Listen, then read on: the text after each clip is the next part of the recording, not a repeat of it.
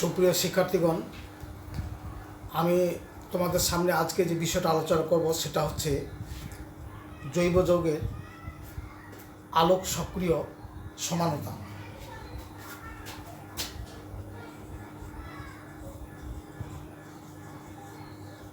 আলোক সক্রিয় সমানতা ইংরেজিতে যেটাকে বলা হচ্ছে অপটিক্যাল আইসোমেরিজম।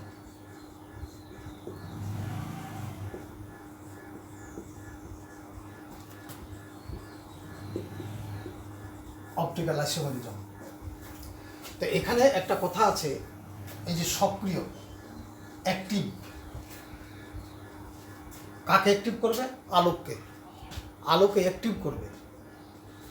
তো আমরা এমনি বিজ্ঞানের ছাত্র মাত্রই চিন্তা করব যে অ্যাক্টিভ বলতে বোঝাচ্ছি সক্রিয়, অর্থাৎ বস্তুটা যখন অংশগ্রহণ করবে বিক্রিয়ায়।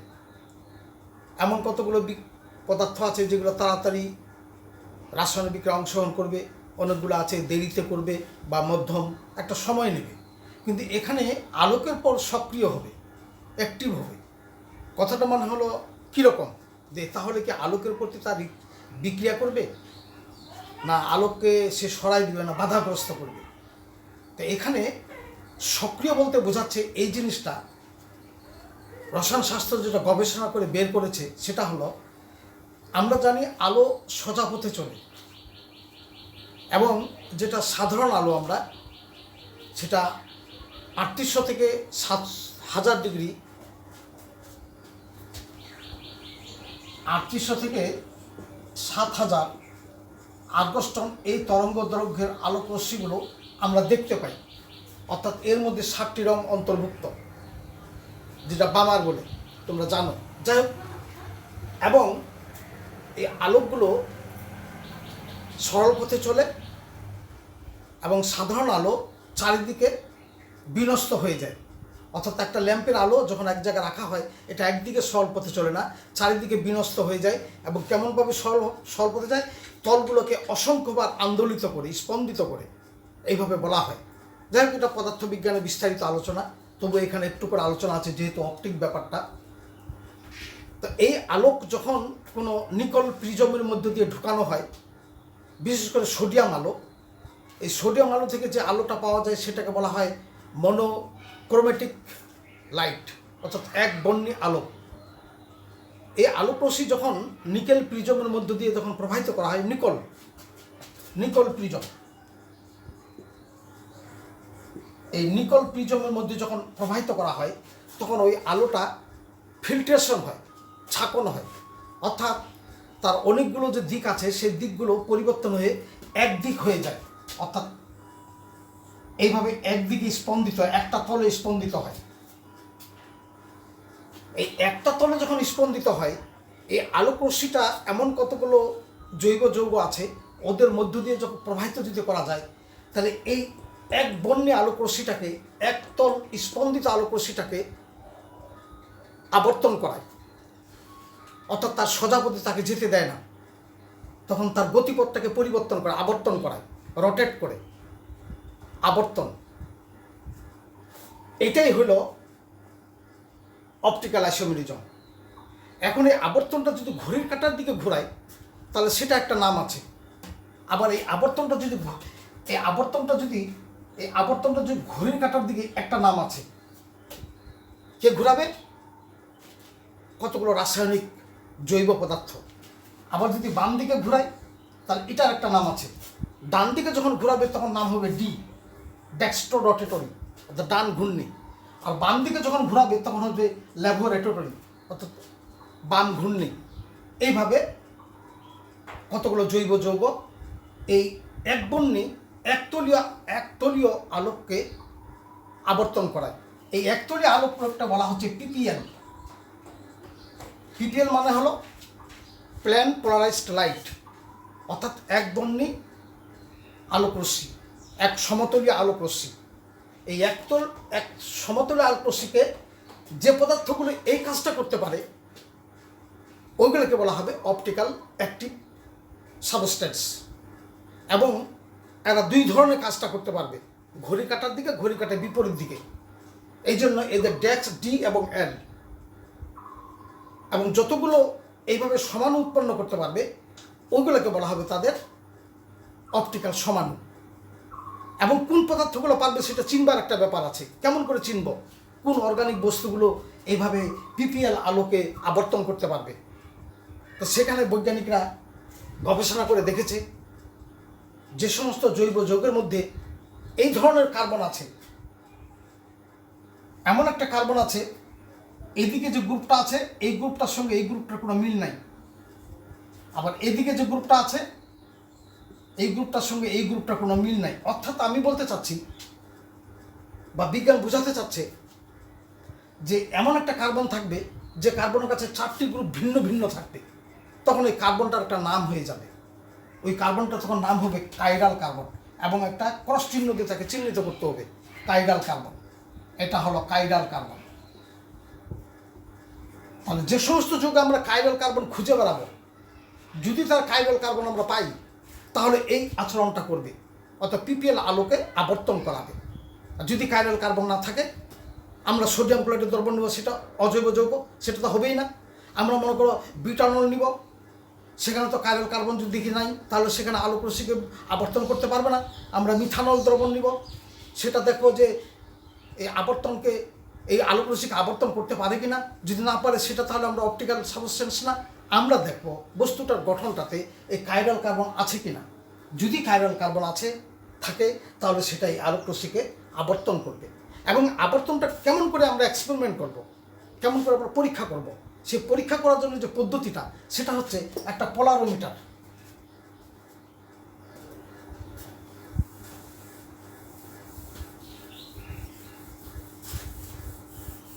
এই আলোক রশ্মিতে যে প্রবাহিত করা সেটা হলো পোলারোমিটার, একটা পোলারোমিটার টিউব। এই টিউবটার নাম হলো পোলারোমিটার। আর ওই যে নিকল প্রিজম যেটা বললাম সেটা হলো পোলারাইজার, অর্থাৎ আলোকে ফিল্টারেশন করে দিবে, ফিল্টারেশন করে একটা রশ্মি করে দিবে, এক সমতুল্য আবর্তন করবে, স্পন্দন করবে। তাহলে এই রশ্মিটাতে যদি আমরা পদার্থটা দিই, যে পদার্থটা কাইরাল কার্বন আছে ওইটা যদি আমরা এটাতে ভর্তি করি তাহলে এই টিউবটাও কীরকম, এই টিউবটার দৈর্ঘ্য হবে L, ডেসিমিটারে প্রকাশ করতে হবে, এবং এই দ্রবণটার ঘনমাত্রা হবে C।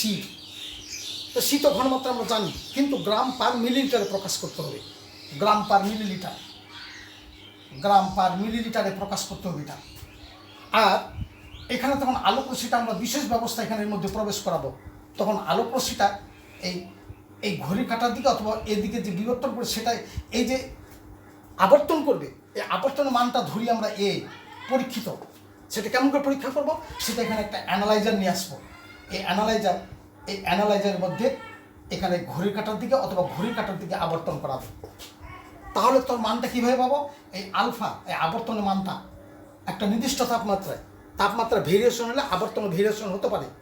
তাহলে একটা সার্টেন টেম্পারেচারে এবং তরঙ্গ দৈর্ঘ্য ডি তরঙ্গ দৈর্ঘ্য, তার মানে এক বর্ণে আলোক রশ্মি তরঙ্গ দৈর্ঘ্য হতে হবে। যেমন সোডিয়ামের তরঙ্গ দৈর্ঘ্য 5693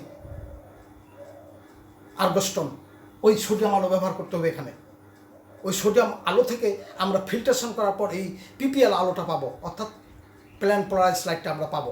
তাহলে এটার মানটা ওই যেটা আমরা পরীক্ষিত আবর্তন পাইলাম এটা কিছু ভাগ দিয়ে আমরা তার L এই দৈর্ঘ্য এবং এইটাতে ভাগ দিই, তাহলে আমরা এর আপেক্ষিক আবর্তনের মানটা পাবো। যেমন এই আপেক্ষিক আবর্তনটা মানটা দেখা গেছে যে ল্যাকটিক অ্যাসিড 2.24 এটা প্লাস হবে, অর্থাৎ ডি, যেমন ডেক্সট্রো রোটেটরি। আবার এই মানটা পাওয়া গেছে, আবার মাইনাস পাওয়া গেছে 2.424 ডিগ্রি। তাহলে এখন কোনটা এটা আর কোনটা এটা কেমন করে বুঝবো? বিজ্ঞানীরা পরীক্ষা করে দেখেছে মাংস পেশি থেকে যে ল্যাকটিক অ্যাসিড বের করা হয় সেটা এই আচরণটা করবে, আর টক দই থেকে যে ল্যাকটিক অ্যাসিডটা সংগ্রহ করা হয়েছে সেটা এটা আচরণ, তার আবর্তন, স্পেসিফিক আবর্তন এই মানটা হবে। এবং দেখা গেছে ল্যাকটিক অ্যাসিডের মধ্যে একটা কাইরাল কার্বন বিদ্যমান এবং সেখানে তার দুটা প্রতিবিম্ব হবে, অর্থাৎ ওই সমানুদয় দুটো সমান হারে প্ল্যান পোলারাইজডকে আবর্তন করাবে এবং এই সমানুদয়কে বলা হচ্ছে অ্যানেনসিওমার। এবং এই অ্যানেনসিওমার যদি সমান দ্রবণ নিয়ে একটা টিউবের মধ্যে ঢুকা এখানে নেই তাহলে আবার কি আবর্তন করবে না, আলোক নিষ্ক্রিয় হয়ে যাবে। কেন? কারণ 50% এটা নিলাম, 50% এটা নিয়ে যদি এখানে টিউবে ঢুকাই, তাহলে আলোর প্রতি তার কোনো আর ঘোরার কোনো পথ, অর্থাৎ দুটোই তখন শূন্য হয়ে যাবে। অর্থাৎ ঘড়ির কাঁটার দিকে ঘোরাবে অর্ধেকটা, ঘড়ির কাঁটা অর্ধেকটা বিপরীত দিকে ঘোরাবে, তাহলে কী হবে, এখানকার অ্যানালাইজারে কোনো মান পাওয়া যাবে না, অর্থাৎ আলো নিষ্ক্রিয় হয়ে যাবে। তখন সেই দ্রবণটাকে বলবো রেসিমিক দ্রবণ, এবং এই পদ্ধতিকে বলো রেসিমাইজেশন। তাহলে এখানে কয়টা কথা পাওয়া গেল? আমাদেরকে যে জিজ্ঞাসা করা হয় আলোক সক্রিয় পদার্থ কোনগুলো, কি কি থাকলে আলোক সক্রিয় হবে, এটা কেমন করে পাবো, পিপিএলটা কেমন করে পাবো, এক আবর্তনশীল আলোকরশ্মি কেমন করে পাবো, সেটা কোথায় প্রবেশ করাবো, পোলারমিটার কী ধরনের হবে, এইগুলো প্রশ্নের উত্তর পাবো আমরা এটা পড়লে। যাই হোক, আমরা ল্যাকটিক অ্যাসিডের কথা বলছিলাম। এখন ল্যাকটিক অ্যাসিড আমরা গঠন দিয়ে দেখি যে ল্যাকটিক অ্যাসিডের মধ্যে এই আচরণটা কী রূপে হয়। আমরা জানি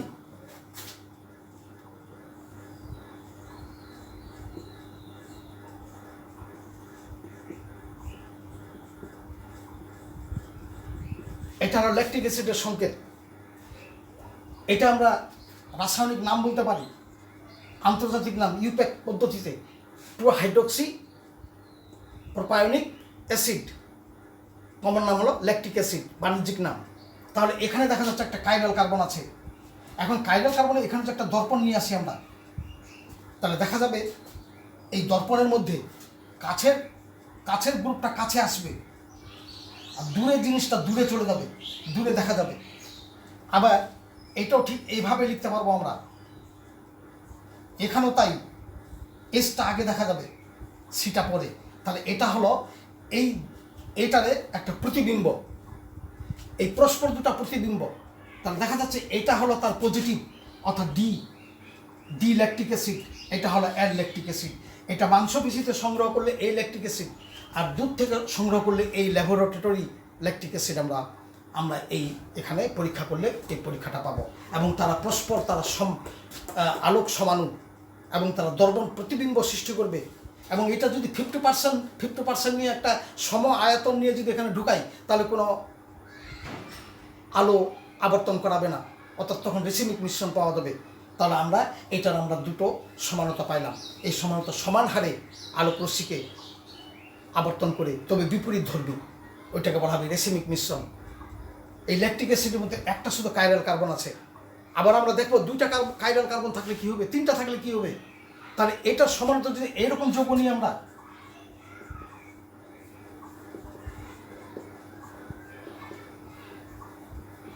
এখানেও কাইরাল কার্বন, আবার যদি এরকম নিই আমরা,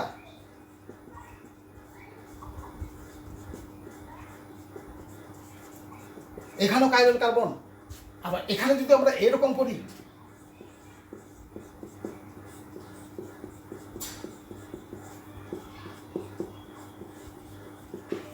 এখানেও কাইরাল কার্বন, এখানেও কাইরাল কার্বন। তাহলে এই আচরণগুলো সবগুলো, এগুলো নাম যদি আমরা বলি